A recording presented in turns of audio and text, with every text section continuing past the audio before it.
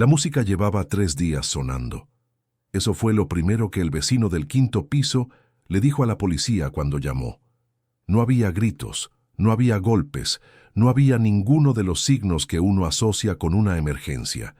Solo música clásica, la misma pieza repitiéndose en loop, filtrándose por las paredes del apartamento 4C del edificio Residencias El Pinar en Bucaramanga, a toda hora, de día y de noche, sin pausa.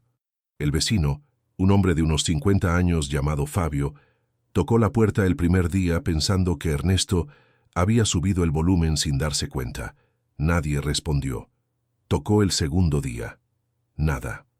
Al tercer día, llamó al administrador del edificio, que llamó a la policía. Los agentes forzaron la puerta a las 10:43 de la mañana de un miércoles. Ernesto Palomino estaba adentro.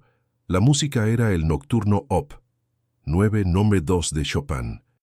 Para entender lo que ocurrió en ese apartamento, hay que retroceder 18 meses. Hay que ir a una tarde de domingo en que Ernesto Palomino, 67 años, contador público retirado, salió de la notaría de su abogado con un sobre cerrado en la mano y caminó 3 cuadras hasta su auto sin detenerse a hablar con nadie. Ernesto era un hombre de costumbres fijas y perfil bajo. Había pasado 4 décadas haciendo números para empresas medianas de Bucaramanga. Había construido un patrimonio discreto, pero sólido, y había vivido durante 30 años en el mismo apartamento, con la misma mujer con la ecuanimidad callada de alguien que encontró lo que buscaba y decidió no seguir buscando. No era un hombre dramático. No era un hombre que subía el volumen de la música. Eso es lo primero que hay que saber sobre él. Gloria Restrepo tenía 61 años y llevaba 3 décadas siendo la esposa de Ernesto, con la naturalidad de quien lleva tanto tiempo en un rol que ya no lo distingue de sí misma. Era delgada, de cabello gris bien cuidado, con una sonrisa que los vecinos del edificio describían invariablemente como cálida. Participaba en el comité de convivencia del edificio. Organizaba colectas para los empleados en diciembre. Conocía los nombres de los hijos de cada portero. Era en todos los sentidos visibles exactamente lo que parecía. Lo que nadie en ese edificio sabía, lo que el propio Ernesto tardó años en descubrir, era que Gloria Restrepo tenía una vida paralela que había construido en la oscuridad de una pantalla, en las horas de la madrugada cuando Ernesto dormía, con la disciplina silenciosa de alguien que lleva demasiado tiempo cargando un secreto y ha aprendido a hacerlo sin que se note en la postura. Pero no voy a adelantarme. Eso llega después. Tengo una pregunta antes de seguir. Este caso ocurrió en Bucaramanga, pero sé que estas historias viajan de formas que siempre me sorprenden. Hay algo en el true crime que atraviesa fronteras sin pedir permiso. Si estás escuchando esto, quiero saber desde qué país y ciudad lo haces. No importa si es cerca o lejos. Escribílo en los comentarios ahora mismo. Cada vez que reviso esa sección, me encuentro con lugares que no esperaba. Y eso me dice que estas historias importan más allá de donde ocurren. Bien. Seguimos con Ernesto. La escena que encontraron los agentes ese miércoles tenía todos los elementos de un suicidio ordenado. La puerta estaba trancada por dentro. No había señales de forcejeo. Sobre la mesa del comedor había una nota manuscrita de 2 páginas, con la letra inconfundible de Ernesto, en la que describía un estado de agotamiento profundo y expresaba que ya no tenía fuerzas para continuar. Mencionaba la soledad, mencionaba el peso de los años, no mencionaba a Gloria. En el baño había un frasco de antidepresivos a nombre de Ernesto, con receta de un médico de la ciudad, con fecha de 3 meses atrás. Todo cuadraba. El historial clínico de Ernesto, según los registros que la policía solicitó esa misma tarde, indicaba que había consultado por síntomas depresivos el año anterior, que había recibido medicación, que había abandonado el seguimiento después de 4 sesiones. Todo cuadraba perfectamente. Demasiado perfectamente, pensó el detective Mora cuando leyó el expediente inicial esa noche en su escritorio. El detective Carlos Mora llevaba 19 años en la unidad de homicidios de Bucaramanga y tenía una teoría sobre los casos que parecen simples. que la simplicidad no es nunca un punto de partida. Es siempre una conclusión. Y las conclusiones que llegan antes de la investigación no son conclusiones, son trampas. Me lo dijo en nuestra primera entrevista con la calma de alguien que ha aprendido esa lección de la manera más cara. Lo primero que Mora notó cuando entró al apartamento 4C no fue la posición del cuerpo, ni la nota ni el frasco de pastillas. Fue la música. Específicamente, el hecho de que estuviera sonando. El administrador del edificio, que conocía a Ernesto desde hacía 12 años, le dijo a Mora mientras caminaban por el corredor que Ernesto Palomino era conocido en el edificio por una sola manía particular: apagaba todo antes de dormir. Las luces, la televisión, el radio, cualquier aparato que hiciera ruido o consumiera energía. Su esposa había bromeado sobre eso en reuniones del comité más de una vez. Él apaga el mundo antes de cerrar los ojos, había dicho Gloria con una sonrisa, según me contó una vecina que estuvo presente en una de esas reuniones. 30 años de costumbre. Mora anotó eso en su libreta con una presión un poco mayor que el resto de las notas. Gloria Restrepo llegó al apartamento a las 11:58 de la mañana, 40 minutos después de que la policía forzara la entrada. Mora la observó desde el corredor mientras un agente le explicaba lo que habían encontrado. Observó su respiración, sus manos, la forma en que sus ojos recorrían el apartamento por encima del hombro del agente. No había colapso. No había el tipo de desorientación que Mora había visto cientos de veces en personas que reciben una noticia que no esperan.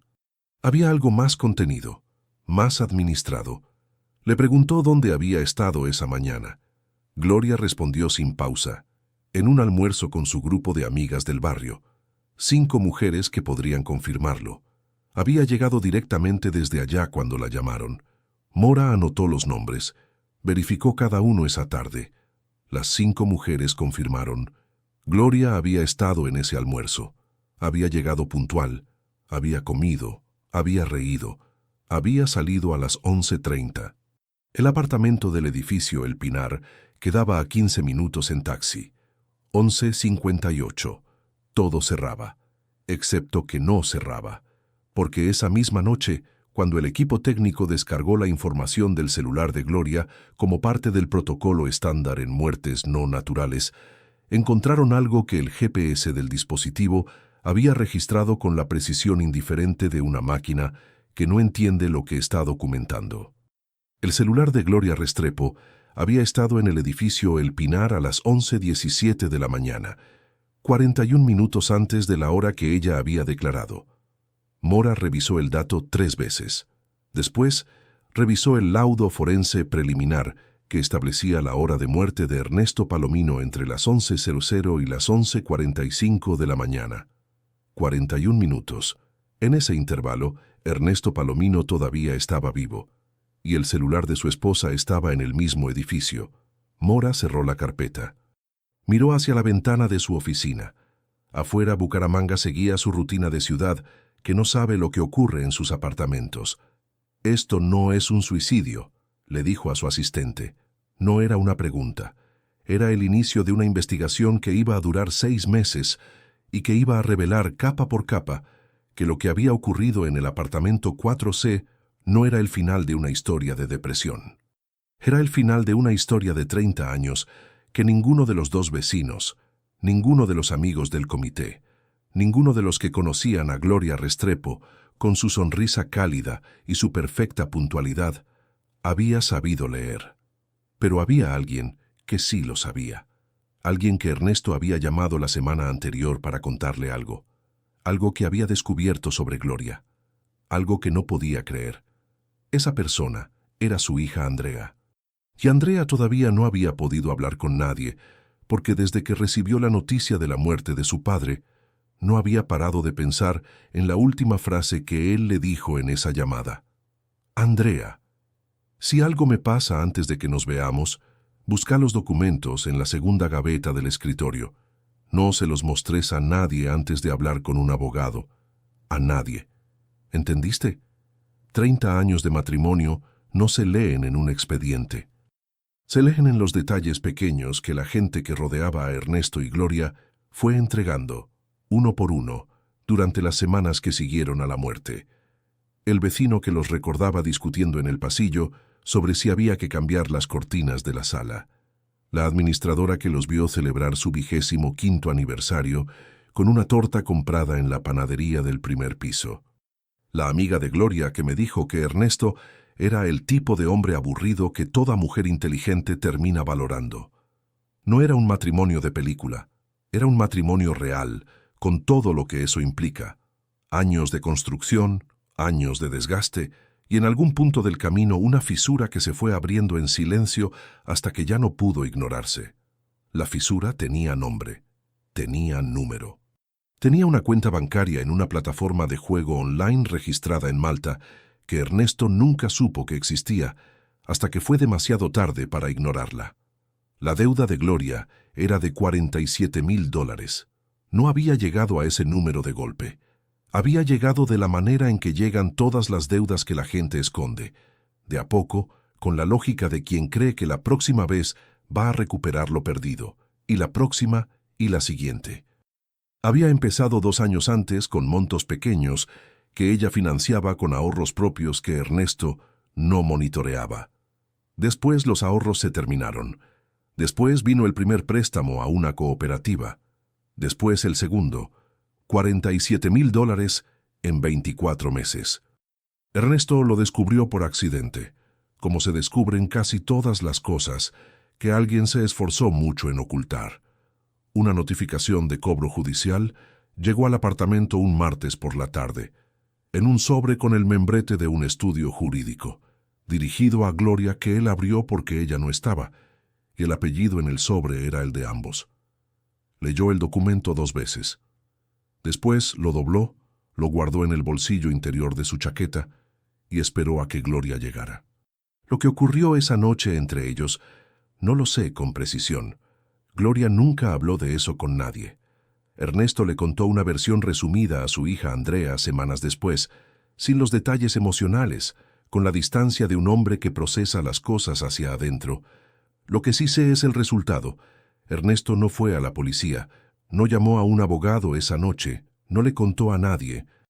Pagó la deuda con una parte de sus ahorros personales, en silencio, con la misma metodología con que había resuelto problemas financieros toda su vida. Y después fue a ver a su abogado. No para divorciarse, para cambiar el testamento. Eso también es importante. Recórdalo.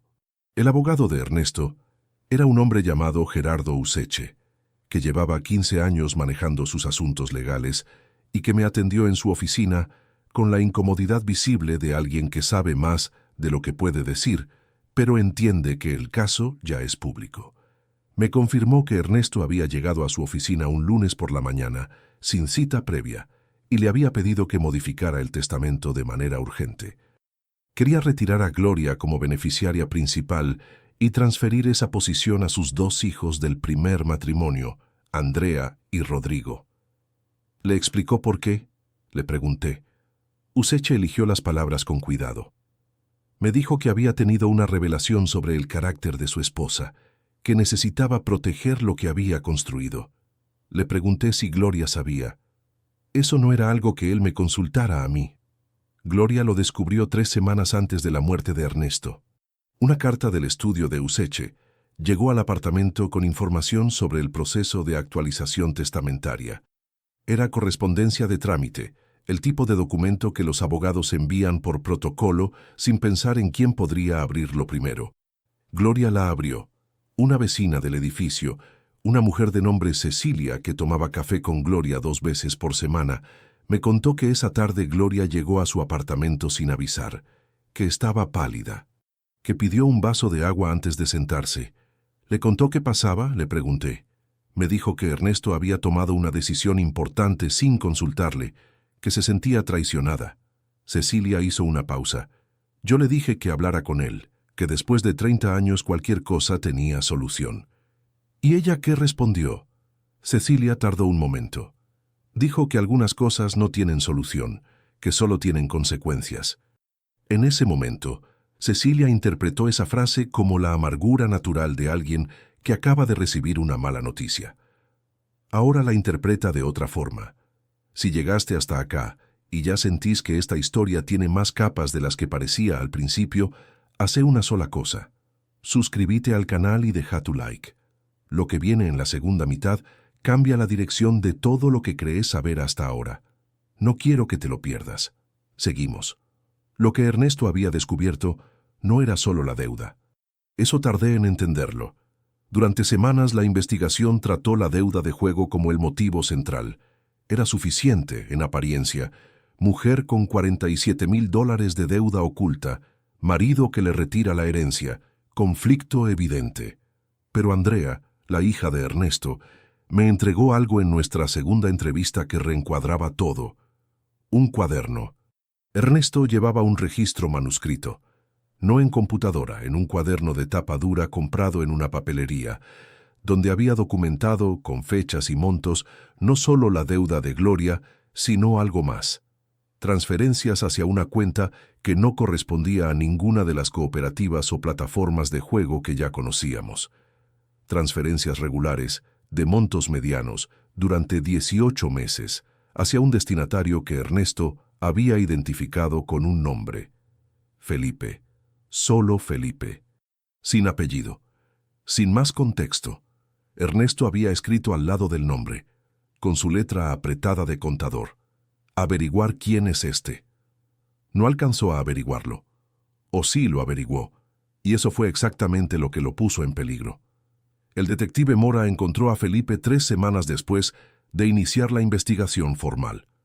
Felipe Sandoval, 44 años. Se presentaba como corredor de inversiones independiente.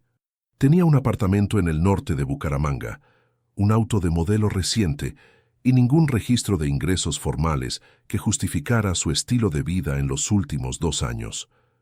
Mora lo citó a declarar. Felipe llegó con abogado. Respondió cada pregunta con la precisión de alguien que había preparado sus respuestas con tiempo. Dijo que conocía a Gloria a través de un grupo de inversiones, que las transferencias eran pagos por asesorías financieras, que tenía los contratos para probarlo. Los contratos existían.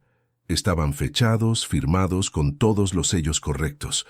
El problema, el detalle que Mora anotó con esa presión particular que yo ya empezaba a reconocer en sus notas, era que los contratos habían sido firmados en una notaría que, verificada posteriormente, no tenía registro de esa transacción en sus libros. Los contratos eran falsos, pero eso todavía no era suficiente para nada. Lo que sí era suficiente para cambiar la dirección de la investigación llegó esa misma semana, cuando el equipo técnico terminó de analizar el registro de llamadas del celular de Felipe Sandoval.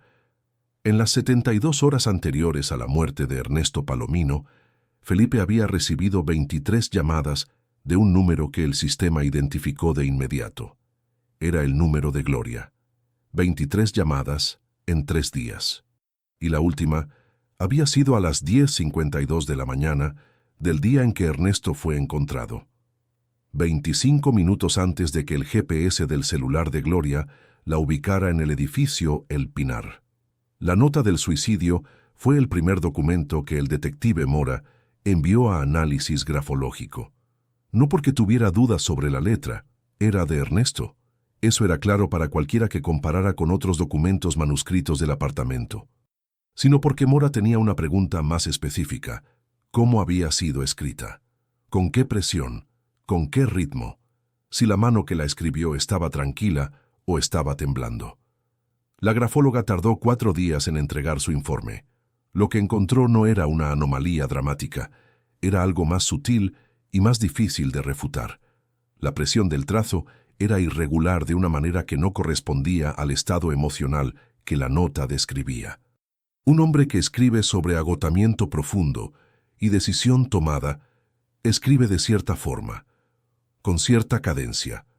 La nota de Ernesto tenía interrupciones microscópicas en el trazo que sugerían escritura bajo tensión externa, no interna. Como alguien que escribe lo que le dictan, no lo que siente. La puerta fue el segundo elemento que no cerraba. El apartamento 4C tenía una cerradura estándar con seguro interior, el tipo que se tranca girando un botón desde adentro. La puerta había sido encontrada trancada. Eso era consistente con un suicidio y aparentemente eliminaba la posibilidad de intervención externa. Aparentemente. Un cerrajero que Mora consultó de manera informal le explicó algo que no estaba en ningún manual policial, pero que cualquier profesional del oficio conocía. Ese modelo específico de cerradura, fabricado en los años 90 y todavía común en edificios de esa época en Bucaramanga, tenía una vulnerabilidad.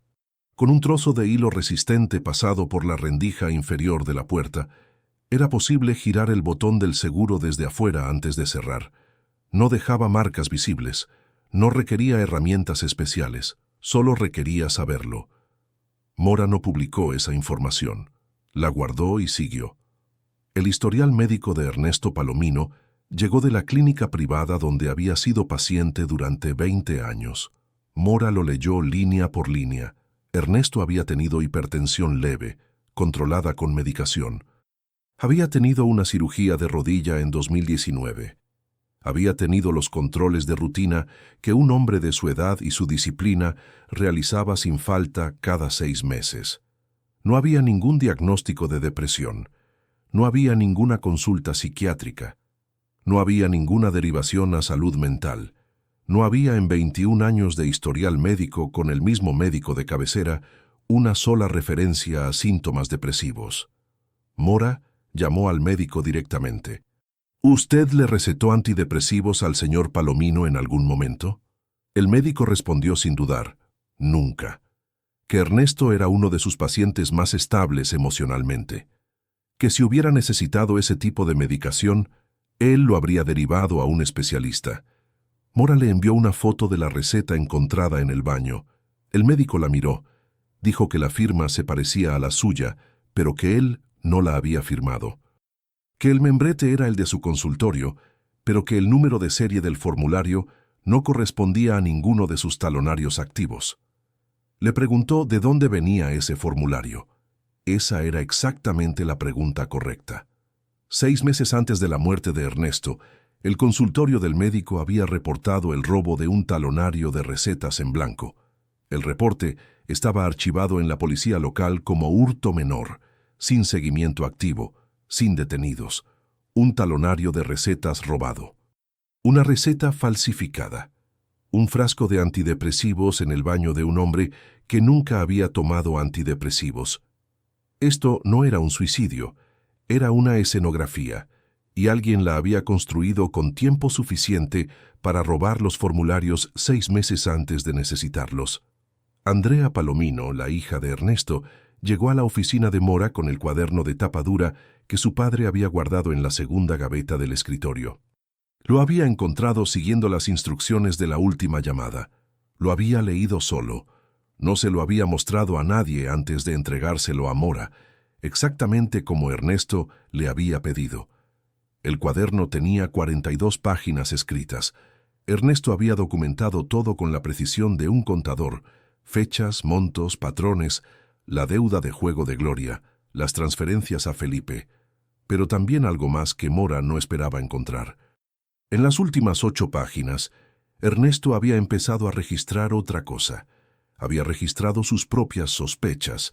Había escrito, con su letra apretada y metódica, una secuencia de observaciones sobre el comportamiento de Gloria en las semanas anteriores. Cambios en su rutina. Preguntas que ella había hecho sobre sus medicamentos. Una noche en que él se había despertado con mareo intenso después de tomar el té que ella le había preparado. La última entrada en el cuaderno tenía fecha de 4 días antes de su muerte. Decía: creo que Gloria sabe que sé, y creo que eso me pone en una posición que no sé cómo manejar solo. Mora leyó esa frase y cerró el cuaderno. Llamó a su asistente y le pidió que localizara a Felipe Sandoval de manera inmediata. Felipe no estaba en su apartamento. No contestaba el teléfono. Su vecina dijo que lo había visto salir esa mañana con una maleta. Mora emitió una alerta migratoria antes de que terminara la hora. Felipe fue detenido esa tarde en el aeropuerto Palo Negro de Bucaramanga, con pasaje hacia Panamá, y $4,000 en efectivo en el equipaje de mano. Cuando los agentes lo interceptaron en la puerta de embarque, Felipe preguntó solo una cosa. ¿Gloria habló? Felipe Sandoval habló durante 6 horas, no porque fuera un hombre con conciencia particularmente activa, sino porque era un hombre que entendía aritmética básica, cargos por complicidad en homicidio, con evidencia sólida contra cargos reducidos por cooperación. Felipe hizo el cálculo en menos tiempo del que Mora esperaba. Lo que salió de esas 6 horas reorganizó el caso desde los cimientos. Felipe y Gloria se conocían desde hacía 3 años, no desde hacía 18 meses, como la investigación había asumido inicialmente. Se habían conocido a través de una plataforma de juego online. Él era uno de los administradores de un grupo privado donde los jugadores compartían estrategias y, ocasionalmente, préstamos informales entre miembros. Gloria había llegado al grupo buscando cómo recuperar pérdidas. Felipe la había contactado de manera directa. Lo que empezó como una relación financiera había derivado en otra cosa. Felipe no entró en detalles sobre esa parte. Su abogado lo interrumpió antes de que pudiera. Pero era suficiente para entender la geometría de lo que había ocurrido. El plan, según Felipe, había sido idea de Gloria desde el principio. Él había conseguido el talonario de recetas. Había investigado qué medicamento, en qué dosis, combinado con qué circunstancias, podía inducir un cuadro que pareciera un colapso cardíaco o un suicidio en un hombre de la edad y el perfil de Ernesto. Gloria había manejado el resto. La nota manuscrita. Ernesto la había escrito bajo la presión de una situación que Felipe describió con una precisión que Mora anotó sin interrumpirlo. No fue dictada palabra por palabra. Fue obtenida de otra manera, en un momento en que Ernesto no tenía capacidad de resistir. El sedante que Gloria había disuelto en el té de la noche anterior, la misma noche que Ernesto había anotado en su cuaderno como el episodio de mareo intenso, había sido una prueba. La noche definitiva fue diferente en dosis, pero igual en método. La técnica de la cerradura, Felipe la había aprendido de un video en internet. La había practicado. Se la había enseñado a Gloria en el apartamento de él, con una puerta similar, 3 semanas antes. Mora escuchó todo sin cambiar la expresión. Después le preguntó una sola cosa. ¿Usted estuvo en el apartamento ese día? Felipe dijo que no, que él había esperado la llamada de Gloria, confirmando que todo había salido según lo planeado.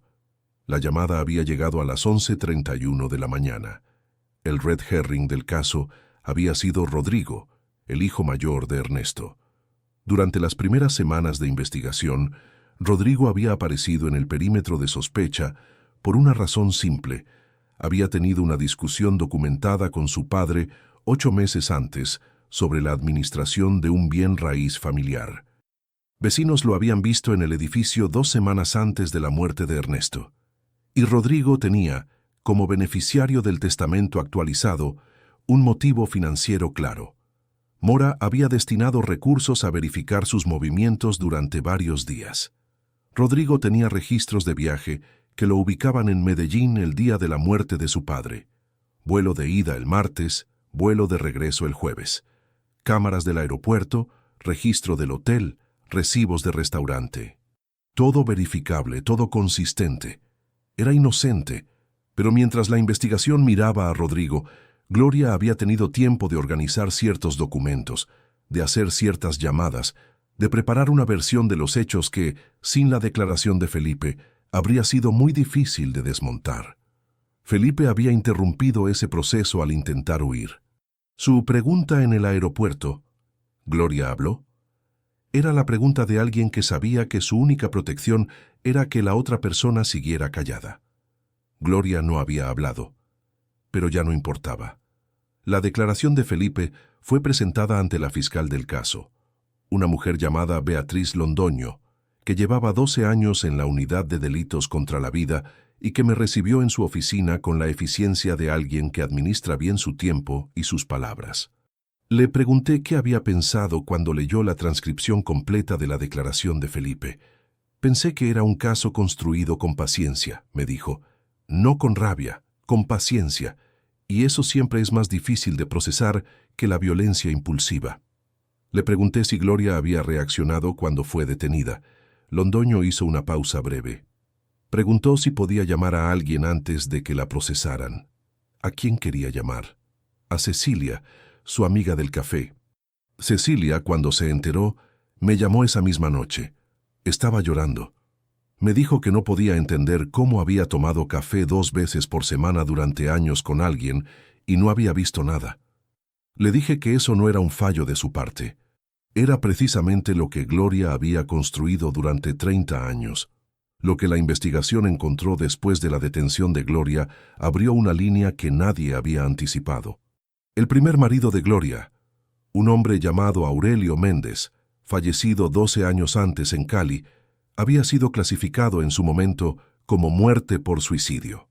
Aurelio tenía 58 años, un patrimonio considerable y una nota manuscrita que su familia nunca había aceptado del todo, pero que no había tenido cómo cuestionar en ese momento. La fiscal Londoño solicitó la reapertura del caso de Aurelio. El expediente original llegó en 3 cajas. Mora lo revisó durante 2 semanas. La cerradura del apartamento de Aurelio era del mismo modelo que la del apartamento 4C del edificio El Pinar. El médico que había firmado el certificado de defunción de Aurelio había reportado, 10 años después, el robo de un talonario de recetas de su consultorio. El reporte estaba archivado, sin seguimiento, sin detenidos. Mora me llamó cuando encontró ese dato. No dijo nada durante un momento. Después dijo, «Torres, esto no empezó con Ernesto». Y entonces me envió algo que cambió la forma en que yo entendía este caso desde el principio. Una fotografía de la página de visitas del centro de detención donde Gloria estaba recluida. En los registros de las últimas 3 semanas, un nombre aparecía con regularidad. Un hombre de 64 años, viudo reciente, con 2 visitas por semana, cada semana, desde el día en que Gloria había sido trasladada a ese centro.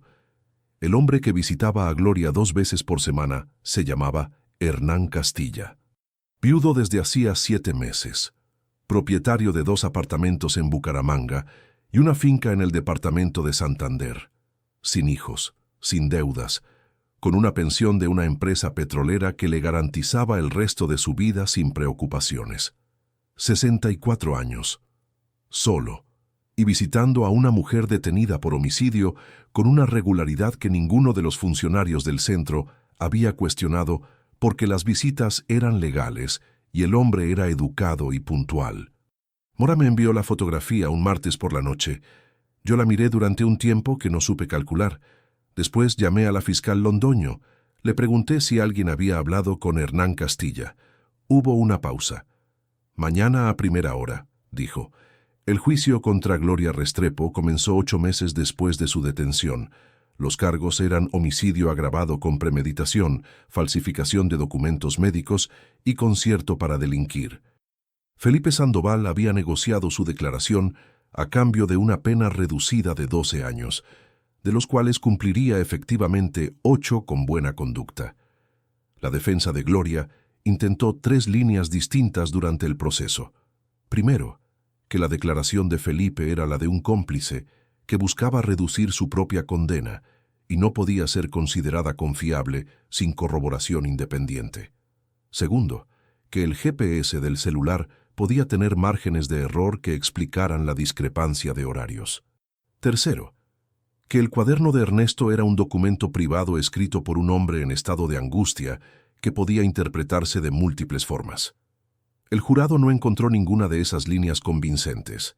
La corroboración independiente existía, el talonario robado, la receta falsificada, la técnica de la cerradura verificada por 3 peritos distintos y las 23 llamadas entre Gloria y Felipe en las 72 horas previas a la muerte de Ernesto. El veredicto llegó un miércoles por la tarde después de 2 días de deliberación. Culpable en todos los cargos. La sentencia fue de 28 años. Gloria tenía 61 en el momento de la condena. Saldría, en el mejor escenario, con 89. Cuando el juez leyó la sentencia, Gloria miró hacia adelante sin cambiar la expresión. No hubo colapso, no hubo lágrimas. Solo esa misma compostura que el detective Mora había notado el primer día en el corredor del edificio El Pinar y que había sido, desde el principio, la señal más clara de todo. Andrea y Rodrigo estaban en la sala. Andrea me dijo después que en el momento en que leyeron la sentencia, lo único en que pudo pensar fue en la última frase de su padre en el cuaderno. Creo que esto me pone en una posición que no sé cómo manejar solo. Ernesto lo había sabido. Había visto lo que se venía y no había encontrado la forma de detenerlo a tiempo. Eso es lo que Andrea carga, no la pérdida sola, sino la certeza de que su padre supo. El caso de Aurelio Méndez, el primer marido, fue reabierto formalmente. La investigación encontró suficientes paralelismos para sostener una imputación adicional. Misma técnica de cerradura, formulario médico robado de consultorio similar, nota manuscrita con irregularidades grafológicas que en su momento no fueron analizadas porque nadie había tenido razones para hacerlo. Gloria fue imputada por ese segundo homicidio mientras cumplía condena por el primero. Su defensa presentó el argumento de doble juzgamiento. El tribunal lo rechazó porque se trataba de hechos distintos ocurridos en momentos distintos. El proceso sigue activo al momento de esta investigación. La familia de Aurelio, que durante 12 años había cargado con la versión oficial del suicidio, me pidió no publicar sus nombres. Respeté eso. Solo diré que cuando la hija mayor de Aurelio me llamó para agradecerme que hubiera mencionado el caso en mis notas previas, habló durante 40 minutos y lloró durante casi todos ellos. 12 años creyendo que su padre había elegido irse. 12 años equivocados. Hernán Castilla fue entrevistado por la fiscal Londoño. Era un hombre amable, algo solitario, que había conocido a Gloria a través de una amiga común antes de su detención y que había continuado visitándola porque, según sus palabras, me pareció una mujer que había sido víctima de las circunstancias. Londoño le explicó con paciencia las circunstancias reales. Hernán escuchó en silencio. Cuando ella terminó, preguntó si había algo ilegal en las visitas. Londoño le dijo que no, que era libre de continuar si quería. Hernán no volvió, pero la fiscal me dijo algo cuando cerramos esa conversación que no olvidé. Lo que me preocupa no es Hernán. Hernán tuvo suerte de que lo detuviéramos a tiempo con información. Lo que me preocupa es el siguiente, el que no va a tener a nadie que lo detenga. Pienso en Ernesto Palomino con frecuencia. En ese hombre que llevaba 30 años apagando el mundo antes de cerrar los ojos, que había construido un patrimonio con paciencia, que había documentado sus sospechas en un cuaderno de tapa dura porque no sabía a quién más contárselas, que había llamado a su hija para darle instrucciones precisas porque en algún lugar de su interior sabía que el tiempo se estaba acabando. Ernesto hizo todo lo que pudo con lo que tenía. El problema es que lo que tenía no era suficiente contra alguien que llevaba más tiempo planeando que él sospechando. Eso no es una falla de Ernesto. Es una descripción del tipo de peligro más difícil de ver. El que viene de adentro, de alguien que conoce tus costumbres, tus medicamentos, el modelo de tu cerradura y la música que te gusta escuchar. Si llegaste hasta el final de este caso, ya sabes que estas historias no siempre terminan donde uno espera. A veces terminan en una sala de juicio. A veces terminan en una pregunta que no tiene respuesta. Y a veces terminan en la sala de visitas de un centro de detención con un hombre de 64 años que no sabe todavía lo que estuvo a punto de perder. Suscríbete al canal si todavía no lo hiciste y deja tu like antes de cerrar este video.